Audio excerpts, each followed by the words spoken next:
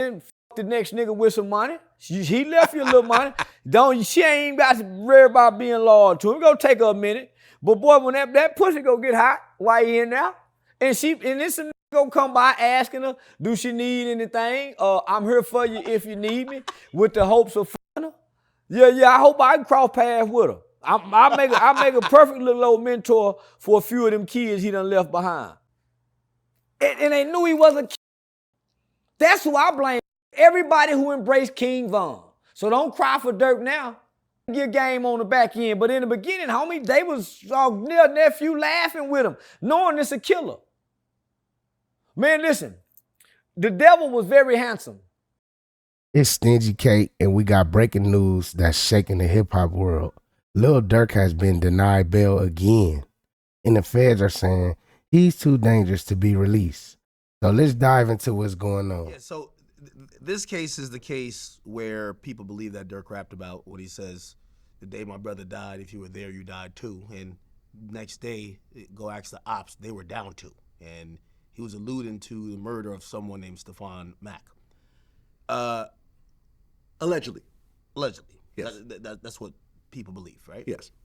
So, this case is a little bit more difficult in the way where the feds have Durk's name in it, but they don't have no proof, right? And it appears, if you kind of step back and you look at both of these situations, and this is why the Los Angeles case is going to be difficult, Durk was never speaking to shooters himself, if this happened. So this is, hypothetical land, right?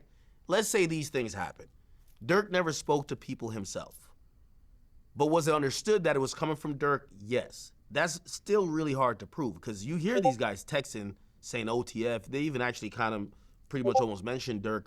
But Durk is not their point of contact. They did mention Durk. Yes. So, yeah. But it's not their point of contact. That's why he's not charged in that case, right?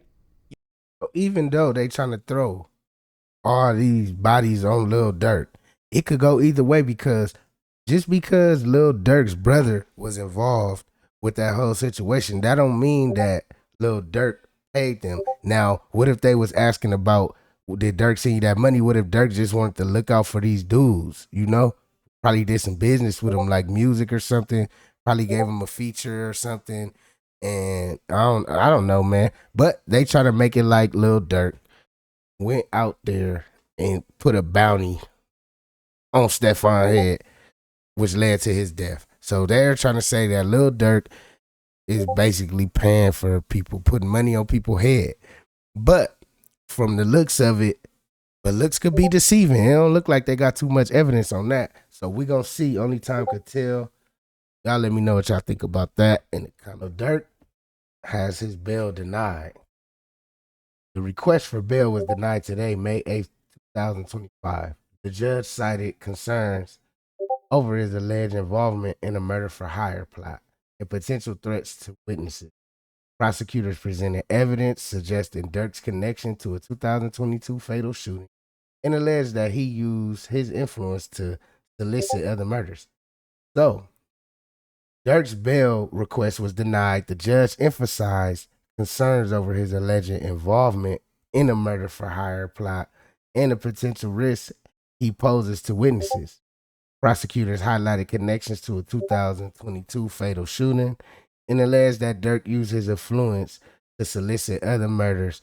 And the reason why they saying all that is because they know that Lil Durk is a savage, bro. I mean, we all know what's going on, man. And if you don't, then you sleep. Because, it's Chicago. It's Chicago. So you know what's going on, man. With Mustafa, also known as Lil Durk, a.k.a. Blood. He asked court for bond consideration. Now, the feds, their job is to hold him in there. But Drew Fellon's job is to get him out. And Drew Fellon is proposing the same argument that he proposed the last bond hearing, that Durk isn't a flight risk and that Lil Durk is being targeted with false lyrics, and the feds got him indicted off lyrics. Now, the feds, if you guys don't know, remove the lyrics and they removed the bounty on Lil Durk, which means that they saying that Lil Durk did not pay anybody for that murder for hire. They saying that Lil Durk lyrics don't mean anything. And they have the right as for a superseding indictment. Those are the rules of a superseding indictment. Now, all those guys got changed to a stalking. All of them got superseded. But Lil Durk, he has a real fight because the feds, when Drew Fenlon had did all that, while he was doing all that and still talking about the lyrics on Vlad TV and on DJ Akademiks, the feds was getting the paperwork together. And now we know that co-conspirator number 4 had called directly to Lil Durk and told Lil Durk the location of Quando Rondo. Oh, but this case stems from allegations that Durk orchestrated a hit on a rival rapper Quando Rondo, leading to the death of Quando Rondo's cousin, which is Lil Pab, in 2022. Now, the prosecutors claim Durk financed the operation through his label, Only the Family. His legal team argues that the evidence is circumstantial and his lyrics from his songs are being misinterpreted. Like, I'm not gonna lie, his lawyer is a real good lawyer. He got NBA Youngboy out, but I mean, NBA Youngboy wasn't in as much hot water as Lil Durk is, man. Lil Durk, he did bad, man. But this situation raises serious questions about the intersection of art and the legal system. Using lyrics as evidence sets a concern, and like it's just too concerning, bro.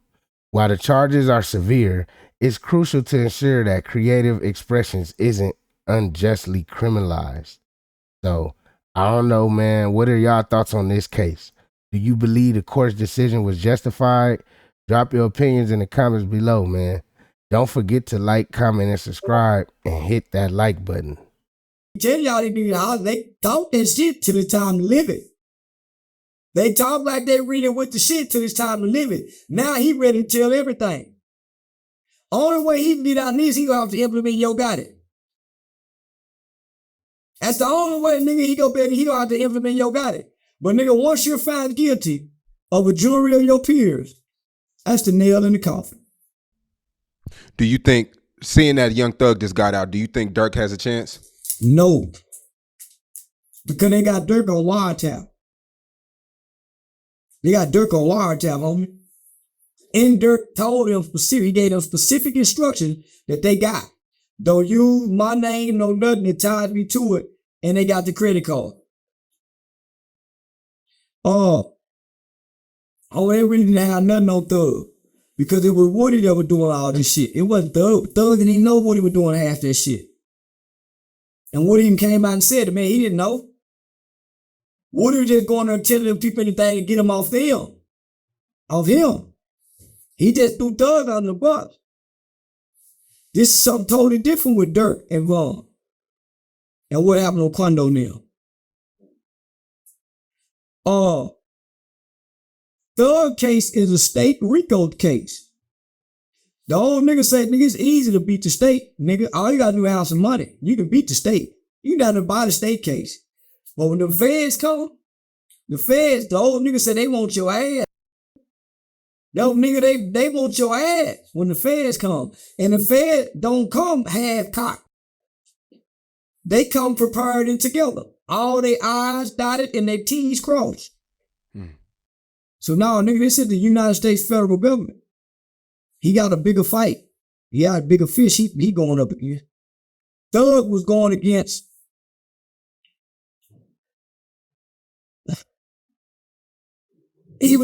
a prosecutor office that had done their own investigation without having a loud police department to help support them with the evidence. So they losing. Totally two different cases. I hate for a nigga to get in jail and start asking nigga, man, comparing his case to another nigga case. No, nigga. You know what you done. And that's where you work from. Don't look at nobody else's paperwork now. You know what you done, nigga. That's the position you're supposed to work from. You know what you done did. So, this ain't the same case. One's state, one's fed. State is bound to lose. Feds don't never lose. So the judge flat out said nothing changed, no new arguments, no new conditions. Durk ain't going nowhere, man. But on top of that, they hit him with a new violation, using other inmates' phones for three-way calls. That's a federal custody rule break, and it looks bad in front of the judge. But Charleston White was right again. He been saying Durk was cooked, and now it looks like the feds are stacking more heat while he's stuck behind bars. So this right here, what Akademiks and Sharice Mills and Luce Cannon did was a dumb move, because now Lil Durk is being charged with that. But I want y'all to really pay attention to this. I'm just trying to figure out how this guy, Luce Cannon, and Brick Baby doing all these three-way calls on platforms with millions of subscribers and viewers, tens of millions of viewers over a 30-day period of time. Like, why are they calling in and they not getting these new charges and stuff? Like, do they get special privileges or something? Because why Lil Durk getting charged with that, man? That don't even sound right, man. Y'all let me know y'all thoughts and opinions down below, man. Y'all think Brick Baby and them working and they setting up Lil Durk, bro? Like, they put them in the same jail as them and threw us off with all this commotion to get information about the Lil Durk murder. They telling them, if y'all tell us about this, and we'll let y'all go. That's what I think. I don't know. I could be wrong though. I think all this is King Von's fault. But then again, on the Catch-22 side, I feel you like, you think all this King Von's fault? yeah. Why you say that? I mean, he signed Von, and then He knew Von the was a killer. Didn't him and Von get into a situation where they had a shootout, and once Von got killed, he blamed Von for the pistol case or whatever, the shootout? Yep. Nigga, yep. That was his partner. Don't he wear V-Roy on his hat representing Von? Yeah. How you blame Von? No. I blame everybody involved individually. No one person takes the blame for this.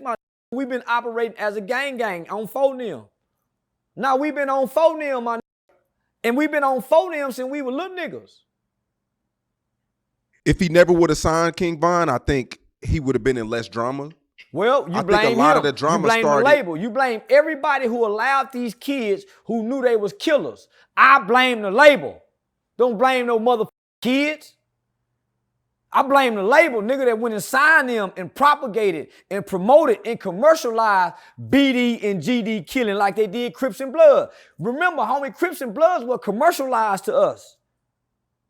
It was propagated. It was projected to us. Same with this shit. It was just a new generation. So I blame the labels, nigga. Blame them motherfucking kids. They was already and would have been killed anyway. Yeah, but Durk signed Von. Man, the label allowed him to sign Von. The label pushed him. The label pushed Von too now. Gilly, Wallow, I blame people like them. Steve, everybody who embraced King Von is who I blame. And they knew he was a kid. That's who I blame. Everybody who embraced King Von. So don't cry for Durk now.